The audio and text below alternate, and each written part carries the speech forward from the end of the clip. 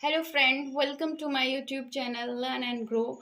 आज हम कंप्लीटली देखेंगे रेशनल नंबर क्या होता है, इसकी प्रॉपर्टीज़ क्या होती है और इससे कैसे कैसे क्वेश्चन आता है। ये क्लास 8 का चैप्टर है, तो आज इसको हम फुल डिटेल में समझेंगे कि ये क्या होता है और इस पे सवाल कैसे बनते हैं। तो सबसे पहले हम देखते हैं कि रेशनल नंबर होता क्या है। रेशनल नंबर ऐसा नंबर होता है, the number which can be written in the form of a upon b where a and b are integers and b is not equal to 0। ठीक है, जहां पर a और b क्या होता है, इंटीजर होता है। ये क्या होता है, इंटीजर। इंटीजर, ठीक है, जहां पर a और b होता है इंटीजर और b कभी भी 0 के बराबर नहीं होगा, क्योंकि अगर b 0 के बराबर हो जाएगा तो ये हो जाएगा अनडिफाइंड। ये हो जाएगा अनडिफाइंड, इसका मतलब जिसकी वैल्यू हमें नहीं पता है, जिसकी वैल्यू हमें नहीं पता है होते हैं। तो हम यहाँ पे देखें, हमने देखा कि वो नंबर जो कि a अपॉन b के फॉर्म में लिखा जा सकता है वो हमारा रेशनल नंबर कहलाता है, जहाँ पर a और b क्या है, इंटीजर्स है और b कभी भी 0 के इक्वल नहीं होगा। b कभी भी 0 के इक्वल नहीं होगा। तो इसमें क्या होता है कि रेशनल नंबर में नेचुरल नंबर भी आता है, नेचुरल नंबर भी रेशनल नंबर होता है, होल नंबर भी रेशनल नंबर होता है और इंटीजर्स भी रेशनल नंबर होता है। इंटीजर्स भी रेशनल नंबर होता है और फ्रैक्शंस भी क्या होते हैं, रेशनल नंबर। तो इससे पहले हम लोग जानते हैं कि ये नंबर्स होते क्या हैं। शायद कुछ लोगों को पता होगा और कुछ लोगों को नहीं भी पता होगा। तो हम देखते हैं कि नेचुरल नंबर क्या होता है। तो नेचुरल नंबर मतलब the number start from 1 to infinite. जो नंबर 1 से स्टार्ट होता है और इनफाइनाइट से जाता है उसे हम नेचुरल नंबर कहते हैं और इसे काउंटिंग नंबर भी कहते हैं। और नेचुरल नंबर के बाद हम जानेंगे कि होल नंबर क्या होता है।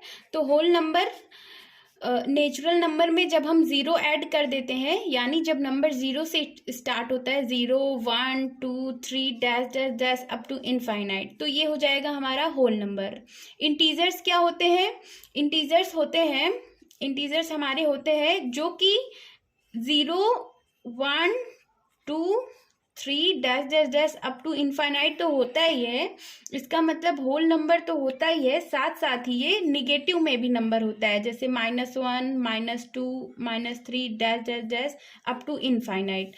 ये पूरा माइनस इनफाइनाइट से लेकर प्लस इनफाइनाइट, माइनस इनफाइनाइट से लेकर प्लस इनफाइनाइट तक आने वाले जितने नंबर्स होते हैं वो सारे इंटीजर्स होते हैं। इंटीजर्स इन सारे इंटीजर्स को हम लोग पॉजिटिव इंटीजर्स कहते हैं, पॉजिटिव इंटीजर्स, और इन सारे इंटीजर्स को हम निगेटिव इंटीजर्स कहते हैं और इसे हम लोग कहते हैं न्यूट्रल। क्या कहते हैं, न्यूट्रल।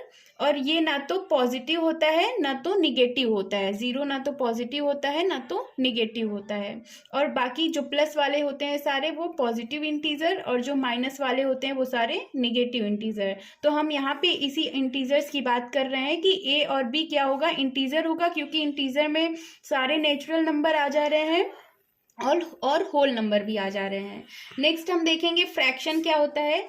तो फ्रैक्शन क्या होता है, फ्रैक्शन किसी चीज का एक पार्ट होता है। जैसे हमारे पास ये एक सर्कल है, समझ लीजिए आप, इसके हमने 4 पार्ट कर दिए हैं। कितने पार्ट कर दिए, 4 पार्ट। यहाँ पे हमने इसको कलर किया हुआ है एक पार्ट को, ठीक है, एक पार्ट को हमने कलर किया हुआ है। तो हम यहाँ पे फ्रैक्शन लिखेंगे कि ये है होल पार्ट कितना है 4, इसके एक पार्ट को हमने कलर किया है तो ये हो जाएगा हमारा कलर्ड पार्ट। कलर्ड पार्ट कितना है, 1/4। तो ये सब नंबर हमारे फ्रैक्शंस नंबर हो जाते हैं, 2/4, 3/5, 6/11, ये सब हमारे क्या है, फ्रैक्शंस हैं। ओके, तो अब हम देखेंगे कि रेशनल नंबर कितने टाइप्स के होते हैं। तो रेशनल नंबर 2 टाइप्स के होते हैं। एक होता है पॉजिटिव रेशनल नंबर और एक होता है निगेटिव रेशनल नंबर।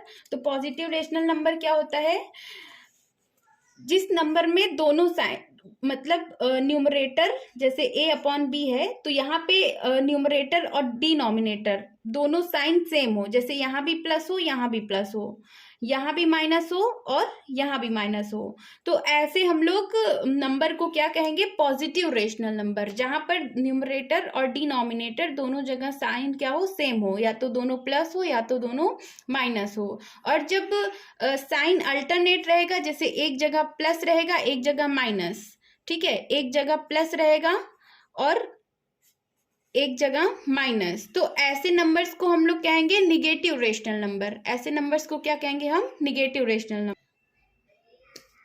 तो हम देखेंगे कि अब स्टैंडर्ड फॉर्म और रेशनल नंबर क्या होता है, किसी भी रेशनल नंबर का स्टैंडर्ड फॉर्म हम लोग कैसे फाइंड करते हैं। तो सबसे पहले जान लेते हैं कि स्टैंडर्ड फॉर्म होता क्या है। तो जैसे हमारे पास कोई भी रेशनल नंबर है a अपॉन बी, इसके कुछ फैक्टर्स कॉमन है, जैसे कुछ कोई फैक्टर है x जो कि दोनों में क्या है, कॉमन है, तो हम उसको उस फैक्टर से डिवाइड कर देते हैं, दोनों को सेम फैक्टर से डिवाइड कर देते हैं, और जो हमें फाइंड होता है, जैसे हमें नया एक नंबर फाइंड हुआ, तो वो हो जाएगा हमारा standard form of a rational number. ये हो जाएगा हमारा स्टैंडर्ड फॉर्म, रेशनल नंबर का स्टैंडर्ड फॉर्म। तो हम इसको एग्जाम्पल से समझते हैं कि ये क्या कहना चाह रहा है। जैसे हमारे पास एक नंबर है 45 अपॉन -55, तो अब हमें कह रहा है let us find standard form of 45 upon -55, तो हमें इसको स्टैंडर्ड फॉर्म में करना है। तो हम यहाँ पे देखेंगे कि इसका क्या बोलते हैं, इसका हाईएस्ट जो ग्रेटेस्ट कॉमन डिवाइजर है वो क्या है, इन दोनों में जो कॉमन फैक्टर है, जो ग्रेटेस्ट कॉमन फैक्टर है वो क्या है, मतलब किस नंबर से ये दोनों न्यूमरेटर और डिनोमिनेटर दोनों डिवाइड हो जा रहे हैं। तो हमें दिख रहा है कि 11 के टेबल में आता है 11 4 जा 44 और 11 5 जा 55, इसका मतलब 11 से ये नंबर क्या हो जाएगा, डिवाइड हो जाएगा। तो हम लोग इसको 11 से डिवाइड कर देते हैं, तो ये हो जाएगा डिवाइडेड बाई 11 और डिवाइडेड बाई 11, तो ये आ जाएगा 11 से 44 को 11 से डिवाइड किया तो आया 4, और 55 को 11 से डिवाइड किया तो आया 5, ठीक है। और यहाँ वाला माइनस था तो माइनस को हमने ऐसे ही उतार दिया, लेकिन माइनस को हम लोग स्टैंडर्ड फॉर्म में जब करते हैं तो इस माइनस को हम लोग ऊपर लिख देते हैं। माइनस को आप ऊपर नीचे कर सकते हैं, कोई प्रॉब्लम नहीं है, क्योंकि जैसे आप लोग देख लीजिए शॉर्ट में कि जैसे है ये -4 अपॉन 5, तो अगर हम यहाँ पे इंटू -1 करते हैं और यहाँ पे इंटू -1 करते हैं, -1 करते हैं, तो ये क्या हो जाता है, माइनस और माइनस प्लस हो जाएगा। और आप देख सकते हैं नीचे क्या है, 5 का मल्टीप्लाई, जब ये क्या लिखा है मैंने,